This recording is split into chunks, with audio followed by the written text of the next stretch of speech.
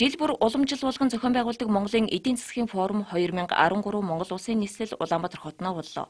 Энэ удаагийн чуулганаар эдийн засгийн орчин, хуулийн эрх зүйн асуудал болоод ногоон эдийн засаг, инновац зэрэг үндсэн асуудлыг хэлэлцснээс гадна дэлхийд танигдсан Монгол үндэсний брендийг хэрхэн бий болгох вэ гэдэгт төвлөхөө анхаарлаа.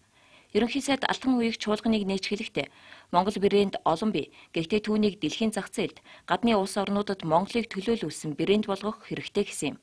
Монгол малын мах, ноос, ноолуур, сүүсүүн бүтээгдэхүүн, арьс шир, аялал жуулчил гэд өдгөө дэлхийн зах зээлд Монголын нэрийг таниулах цөөнгүй бүтээгдэхүүн байгаа ч нийтэд хүлээн зөвшөөрөгдсөн брэнд болж хараахан чадаагүй байгаа юм.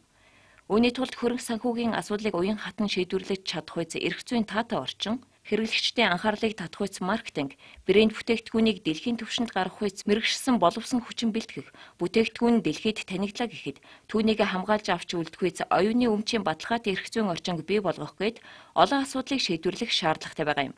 Тиймээс төр хувийн хөвшил хамтран Монголын гих тодотголтой урт настай брэнд бий болгохоор 2 өдрийн турш чууллаа.